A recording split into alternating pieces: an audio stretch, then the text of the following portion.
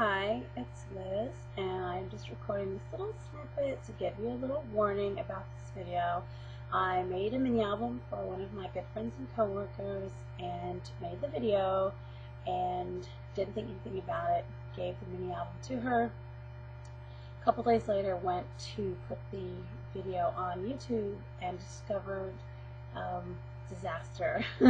Something had happened where halfway through the video the sound gets off from the video track, and all my attempts in Windows Movie Maker to fix it, to trim out the broken part, to re-record the audio, it was a nightmare. And so I have gone and saved the bit that still is okay, and then made a slideshow.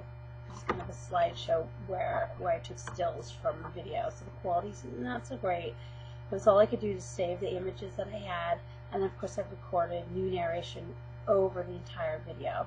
So I just want to give you a heads up. It's a little strange, and I apologize, but my movie making, editing skills are less than perfect. So anyway, I hope you enjoy the video. So here is the album. So like I said, it was for a good friend and coworker. She saw my Christmas mini and asked if I would make her a Valentine's mini, which at first I was a little resistant simply because I'm not really big on Valentine's Day. And so instead of doing the traditional route, I tried to pick something that would reflect both our styles. She wanted really girly, lots of hearts, Valentine's Day theme. So I did my best to try to incorporate all those things and yet make something that was really reflective of my style as an artisan and her style in general. So as you can see, the title is Sweetheart. The paper that I've used is by My Mind's Eye. It's from a pad called Total Girl, very old. Probably won't be able to get it anymore. I did get it on clearance several years ago. The trim, excuse me, is from Joann's. I don't know if you can see it has hearts. I did make those large paper roses. She loves yellow roses, so that was a challenge. Incorporate yellow roses into a Valentine's mini. They've been perfect pearled to death, but you can't tell, I'm sure. The little roses are from Michael's, pre-made.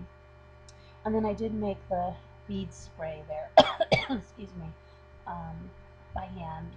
I was really happy when the rose-colored pearl, I found matching rose pearlish letters at the dollar store. And then those little cherry blossoms there on the title are pre-made from Michael's. On the binding, I have a key there that I got from Michael's, pre-made, just tied it on with some lace. A little charm I made with my Epiphany shaped studio there, kind of a traditional style. And a little bottle cap that I made, just stuck a little heart in there. It's pretty Valentine's-ish, I figured. It is bound in the method that I learned on YouTube by Charlie Jones 2686. It is chipboard. It is six 6x6 chipboard pages. I wasn't going to put a closure on. Decided after it already pretty much done but the cover it needed a closure. Made a simple ribbon closure with some trim from the Michael's $1.50 bin. Remember when it was the dollar bin, everyone? Me too. Alright, each pair of page has a theme, and this pair of pages, the theme is polka dots. I'm sure you probably figured that out. So I popped out some hearts with a punch of polka dot paper, ran them through a dry embossing folder with polka dots. I aged them a little bit with some white acrylic paint, and then I popped them all up on dimensional adhesive mounting squares. I made a matching tag here, oh so cute, with a pocket, which I made from polka dot paper at a doily. Polka dot paper here is from that My Mind's Eye Totally Girl.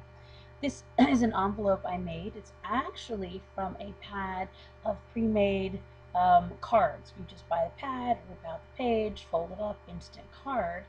And I sort of thought that it looked more like an envelope, reminiscent of the Valentine's Day of yore, I should say, which is an experience that she didn't have as a recent immigrant from Myanmar. Inside the envelope, I have some little tags that I made. These are actually made from the Recollections, I think it's called Pretty as a Peacock cardstock stack. And then I backed them with coordinating papers from My Mind's Eye and Recollections. There's a little green heart there. I don't remember where I got that from. And then that beautiful is from that peacock stack as well. Behind that, I do have some photo mats, a plain green one which I embellished quite a bit, and then this one which is just plain. I bought that paper loose at Michael's. I thought it would match this page. And then of course there is room behind the photo mats for photos. Aha! So this is the butterfly page. The butterfly page, it's almost too girly for me. And of course, you do see that ubiquitous Martha Stewart butterfly that everyone uses and everyone has. So I made this kind of little pull out. It doesn't quite make it onto screen, but it pulls out like that. I can't remember if that butterfly paper is a color book or my mind's eye. There's a little pocket there, a couple pre-made tags, a little piece of elastic there is what will hold that shut. And then I also have a little pre-made tag I stuck a button on, which also helps kind of wrangle that thing closed. I have a little teeny tag I made. It's from a K & Company um, math stack that I bought. And then this tag, it's got a lot going on. First, it's been reverse dry embossed with a butterfly folder I got at Hobby Lobby. I aged it with walnut ink. I sprayed it with various homemade pearl mists. It's really glimmery. It's a shame it doesn't translate onto film. And then, of course, that little journaling spot, I just have a little journaling stamped it, cut it out, put it on there. So it's a pretty sophisticated tag. Over here, I do have another one of those from that same butterfly K & Company. And this photo mat is made from that My Mind's Eye paper, as well as I'm pretty sure that butterfly paper is too. And then, of course, there is a little acrylic butterfly there that I made with a plastic sheet, alcohol inks, acrylic paint, glitter, and a Sharpie. And then the trim I've got is from Joann's, which is on top of a Martha Stewart edge punch there. This is my shabby chic page. Now the shabby chic page, that paper right there is like my favorite piece of paper. I think I have 5 or 6 sheets. I bought it years ago at Joann's, wanted to turn it into paper roses, never did, decided to sacrifice a piece because it is really shabby chic and I wanted to do a shabby chic page. I did make a corner pocket there. We have a little shabby chic rose I made, some bling and some beads I stuck on there.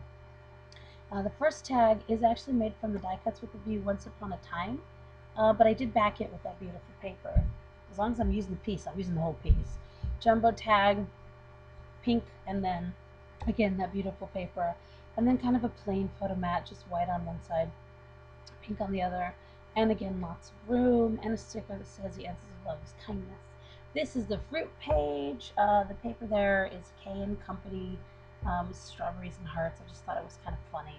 I put the fruit on little scallop circles that will swivel. They're on brads. You can stick something underneath it, a sentiment or a photo, whatever floats your boat. Some felt flowers. You can see I have some glue issues on this page, so those are actually there to kind of cover up a boo-boo that I made. I have a tag, a scallop circle tag. It's a scallop circle, and then glued on top of that is just a K & Company pre-made tag I have left over from a different project.